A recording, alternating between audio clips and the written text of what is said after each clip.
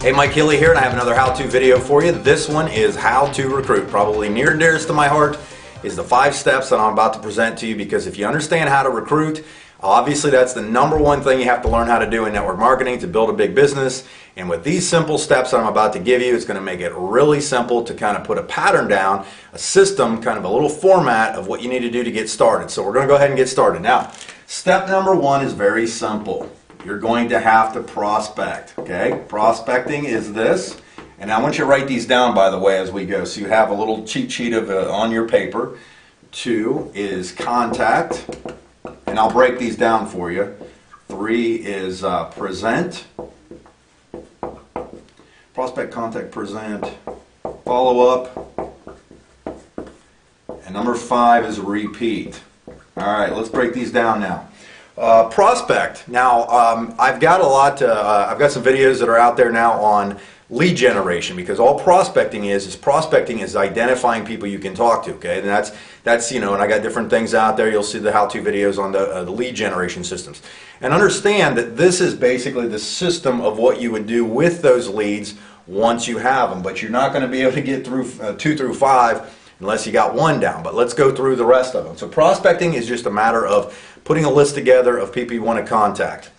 Contacting. Now, here's what I will tell you.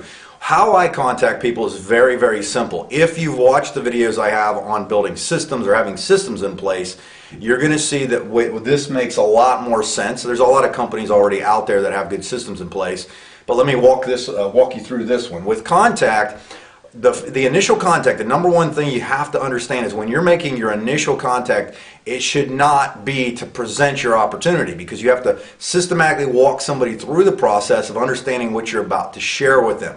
If you're trying to fire hose somebody with detail and information on the initial call, you're going to ruin your prospect right out of the gates. Okay, so here's an example of what I would do. If I had somebody that I was going to talk to about my business right now, I already have systems in place. I have some simple what we call sizzle videos, sizzle calls together. We have a 3-step format that we use to present this to people, so that we get you, or I get myself, out of the way. You should never be the subject matter.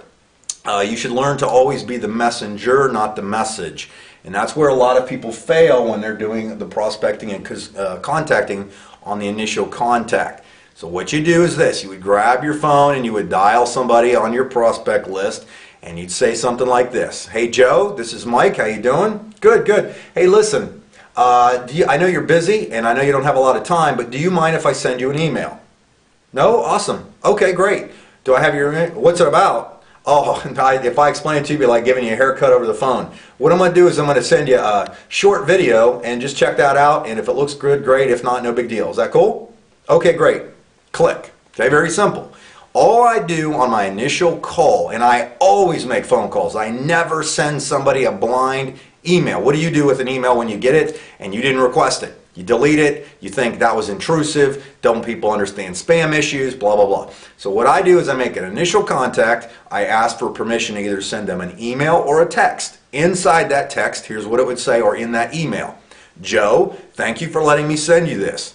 Watch this short video. If it looks great, contact me. I'll talk to you in a day or so. Thanks, Mike. Very simple, okay? The reason I do this is now I'm going to let the tools do the work for me, and that's another video on that. But what happens here is it allows me to work the numbers very, very quickly, because that's the key. Is you want to go through numbers as quick as possible. Say less to more people.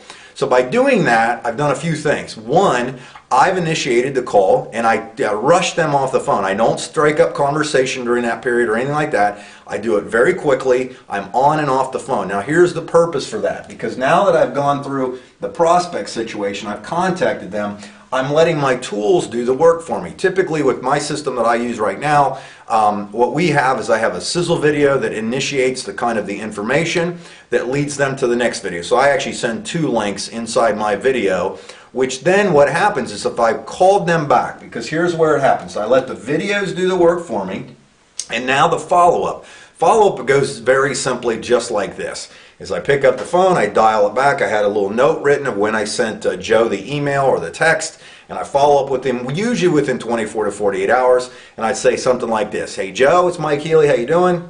Oh good. Hey listen, is now a good time? I always ask that ahead of time, so make sure that they're not, you know, I'm not catching them in the middle of a football game or something urgent or whatever, okay? I just always got to see. Say, listen, did you have a chance to get, you know, did you get my email? That's point number one. Two, did you have a chance to watch the videos? If they say no, then I say, well, let me resend it to you or whatever, and I do it, and I'm off the phone. I don't try to explain it again. But then what happens is once I get them back on the phone, I would say something like this. I say, or they said yes. I say, oh, great.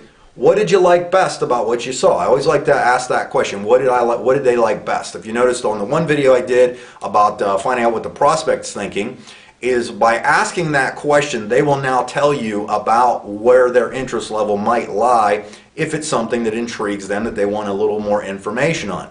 And again, I'm typically never doing any real talking about the message per se, but I'm always giving testimonies. I'm always directing people to stories, because facts tell, stories sell. Facts tell, stories sell. So what happens then is during the follow-up process, I've just asked him or her what kind of information they might need next. Maybe they have enough interest after my first couple intros to now watch a full-blown presentation. You see, here's kind of a key point. Let me slow down on this one. Is if I've got somebody to watch a couple short videos and they've piqued their interest enough that they want to continue the details, when I actually give them a full-blown presentation, it's not like fire hose. They actually knew what they were about to see, what they were about to listen to, and they're going to understand it a lot more, and they're a lot more receptive because they wanted that information. Okay, that's why my meetings are successful. That's why the systems we put in place for our team work like crazy, because it's a simple process. And the last one is repeating the action. Okay, how do you eat an elephant? One bite at a time, okay? You're going to have to get plenty of people in here. If you want to make a little bit of money, talk to a couple people. If you want to make a lot more money, talk to a lot of people. If you want to make a tremendous amount of money, talk to a tremendous amount of people. It's really that simple. This system right here is the same system I've used for years and years and years to keep me on track, okay, without all the rabbit trails of everything else I could come up with to do. But it keeps me on track of knowing what I have to do. And I typically, when I'm prospecting, I might have just a yellow piece of paper, and I'm making my contacts, and I'm talking to them, and I write down their name. I do the same thing in every book I've ever done, and I've got, you know, pages and pages of this. I'll write down their name, I'll write down their phone number, and then I write down their email address, and then I put SE next to it, sent email, or ST, sent text, and I put the little date next to it. That way I might have 10 calls I made today, or 5 the next day, or maybe 1 the next day, whatever it might be.